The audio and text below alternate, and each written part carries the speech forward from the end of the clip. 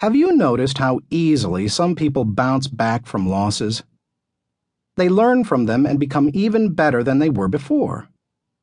Meanwhile, others seem to fail, fall, and never get back up again. After they experience something negative, you can actually see the downward spiral starting. And no matter how much you want to help them, you can't. They just don't learn from their mistakes. What is the difference between these two kinds of people? I believe it isn't due to timing, social status, the degree of adversity, or anything else outside of their control. The difference is on the inside. It's the spirit of an individual.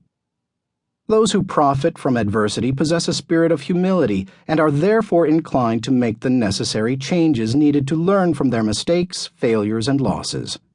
They stand in stark contrast to prideful people who are unwilling to allow adversity to be their teacher and as a result fail to learn. Pride goes before a fall. Everyone experiences adversity. Some people are made humble by it. Others are made hard. And they carry that spirit with them everywhere they go. For those who allow themselves to become hard, that's tragic because it's very difficult for a hard person to learn anything. Ezra Taft Benton observed, "Pride is concerned about who's right. Humility is concerned about what's right." That's a pretty accurate description. Pride causes people to justify themselves even when they know they're wrong. And that's just the start. Take a look at the negative impact pride can have on a person. Blame. Instead of taking responsibility, prideful people blame others. They believe that someone else is at fault whenever things are not working out for them. Denial. Instead of being objective and realistic, they don't face reality. The prideful leader of a business will choose to ignore what is obvious to everyone else. The prideful member of a dysfunctional family will rationalize his and others' behavior. Closed-mindedness. Instead of being open-minded and receptive, prideful people are defensive and opposed to new ideas.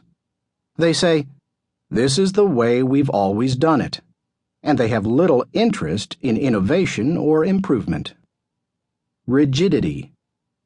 Instead of being flexible, prideful people are rigid. They say, "We do it my way or I'm out of here." The ghosts of their past, even their past successes, haunt them and hold them back. Insecurity. Prideful people inflate themselves and deflate others because they are insecure.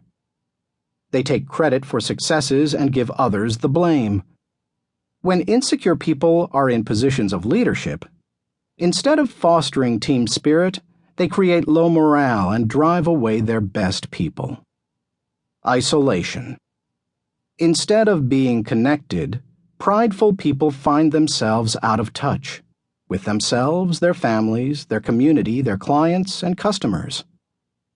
Pride makes people think it's all about them when really it's all about others. Do any of those descriptions apply to you?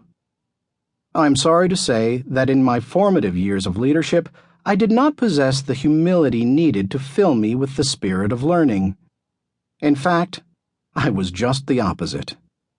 I was prideful. I was competitive. And I always wanted to win. And when I won, I was insufferable.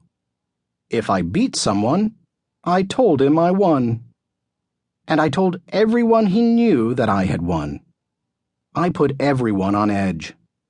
What's worse is that I wasn't even aware of it.